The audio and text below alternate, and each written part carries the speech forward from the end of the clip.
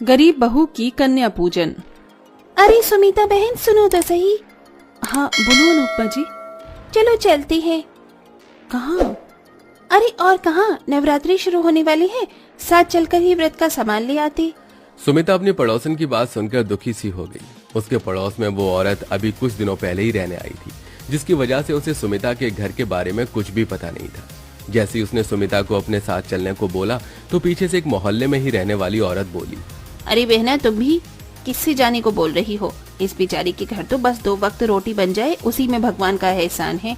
इसके पास पैसे नहीं होंगे जो ये नवरात्रि का बढ़ती सामान खरीदे। क्यों सुमिता बहन? मैं भी परेशान हूँ, आप लोग जाइए। सुमिता की पड़ोसन कड़वी बातें सुमिता के मुंह पर मारकर चली गई। दरअसल सुमिता बेहद ही गरीब थी। जितनी उसके अंदर जान थी उस हिसाब से वो बेचारी मेहनत तो करती थी, लेकिन कुछ खास उसके परिणाम सामने नहीं आते थे। लेकिन इस सब के बाद भी सुमिता अपने मन में माता रानी की सच्ची श्रद्धा रखती थी। जब वो बाहर से घर में आई तो बस अपना दुख बताने को माता रानी के आगे बैठ गई। उसने उनके सामने मिश्री का प्रसाद रखा और रोते हुए बोली, हे माता रानी, मैंने कभी अपनी जिंदगी या हालातों से शिकायत नहीं की, लेकिन ये लोग गरीबी का भी ताना बनाकर मुंह पर ही मार देते हैं। माना कि मैं गरीब हूँ, हाँ माना कि ये लोगों की तरह नवरात्रि की तैयारी नहीं कर सकती, लेकिन इस सब से कहीं ज्यादा मैं आपकी भक्त हूँ। मुझे भी नवरात्रि के व्रत रखने हैं, बस माँ मुझे हिम्मत देना। सुमिता काफी देर बैठकर अपना मन हल्का करती रही। उस वक्त उसकी सास और बेटा दोनों भीख मांगने के लिए मंदिर गए हुए थे। कुछ ही देर बाद 2-4 रुपए लेकर वो दोनों लौट आए और गरीब सुमिता ने उन्हें रूखी रोटी खाने को दी। सुमिता का पति चिराग दूसरे गांव में काम करता था, लेकिन उसका काम इतना ज्यादा मंदा हो चुका था कि वो भी वहां से कुछ नहीं भेज पाता था। सुमिता के ऊपर दुखों का मानो पहाड़ टूटा हुआ था। दोपहर में तो सभी ने किसी तरह रूखी रोटी को निगल लिया, लेकिन शाम को सुमिता के पास अपने बेटे और सास को खिलाने को कुछ नहीं था। वो बेचारी बस रसोई में बेसुध सी बैठी हुई अपनी खाली डलिया देख रही थी। अब मैं राज और माँ जी को क्या दूं? अब तो लगता है कि यही करना पड़ेगा।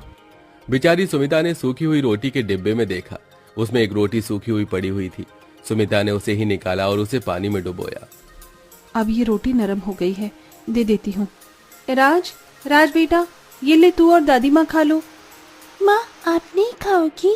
नहीं लल्ला, मुझे भूख नहीं है। ठीक है, तो मैं और दादी आपके लिए इस रोटी को बचा देंगे। जब आपको भूख लगी तब आप भी खा लेना।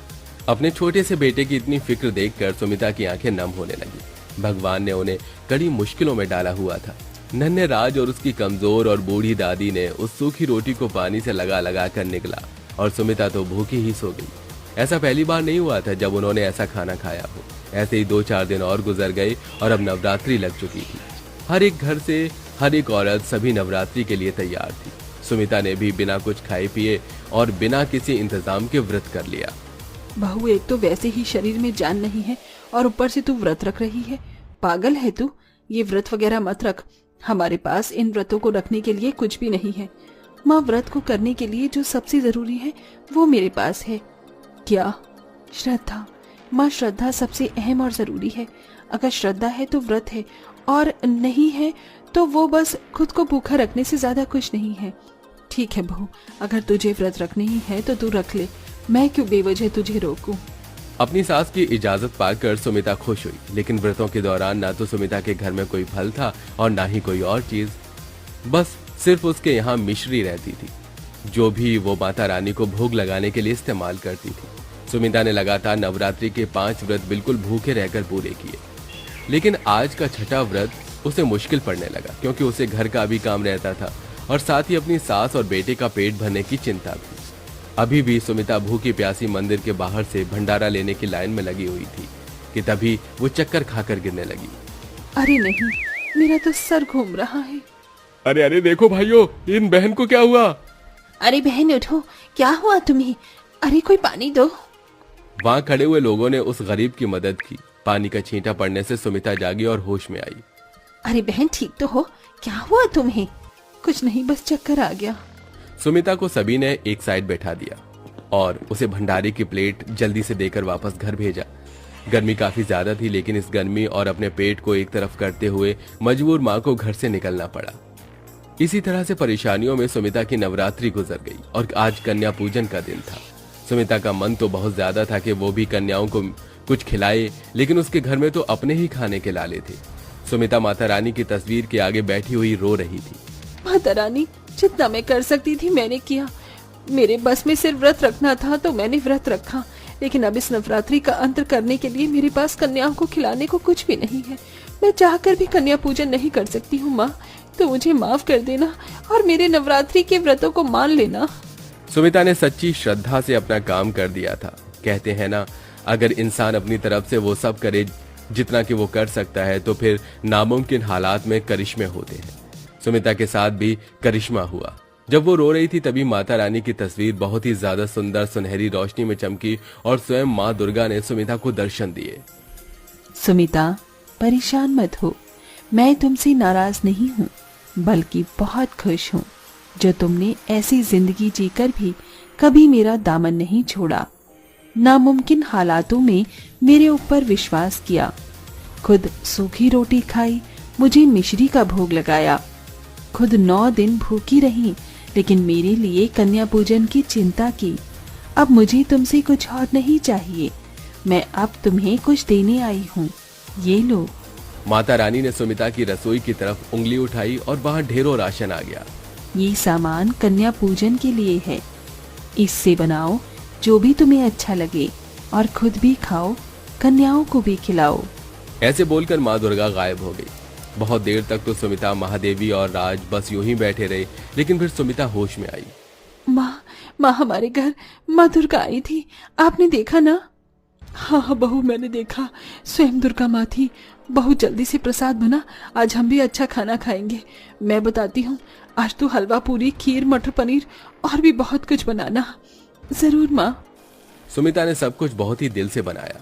गरीब घर की रसोई में राशन आ जाना किसी खजाने से कम नहीं था। सुमिता के राशन को देखकर सारी थकान उतर गई और उसने अपने हाथों से कन्या पूजन के लिए प्रसाद बनाना शुरू किया।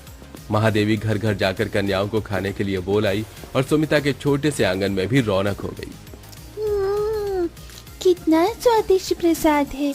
सुमिता काकी, एक कटोरी हलवा और मिलेगा? हाँ, जितना मर्जी उतना खाओ, मैंने बहुत बनाया है। मुझे और सब्जी दो सुमिता काकी, ये बहुत अच्छी है। लाओ, मैं देती हूँ। सुमिता ने भरपेट कन्याओं को प्रसाद खिलाया और उनके घर से जाने के बाद सुमिता, राज और महादेवी खाना खाने के लिए बैठी। तभी महादेवी का बेटा चिराग भी घर आ गया। अरे, आप सभी क्या खा रहे हैं अकेले अकेले? अरे चिराग जी, अचानक आइए, आप भी हमारे साथ खाना खा लीजिए। अभी खाऊंगा, पहले तो मेरी बात सुनो। जानती हो आज क्या हुआ? जब मैं काम की तलाश कर रहा था तब एक बड़ी कंपनी का मालिक मुझसे टकरा गया। इत्तेफाक से उस वक्त मैंने उनकी मदद कर दी और अब उन्होंने मुझे अपनी कंपनी में काम करने के लिए बुलाया है। क्या सच?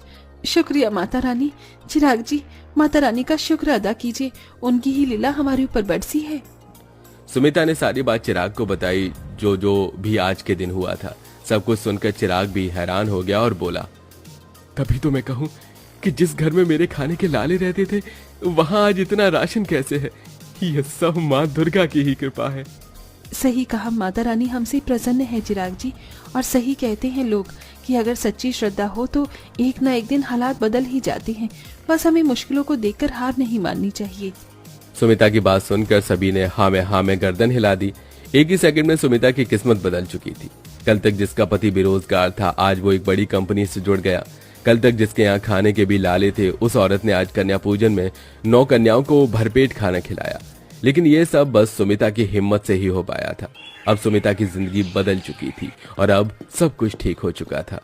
वेल दोस्तों, आप कहाँ से हैं और आप भी क्या हमारी तरह नवरात्रि के फेस्टिवल को मनाते हैं? अपनी जगह का नाम कमेंट करके जरूर बताइए।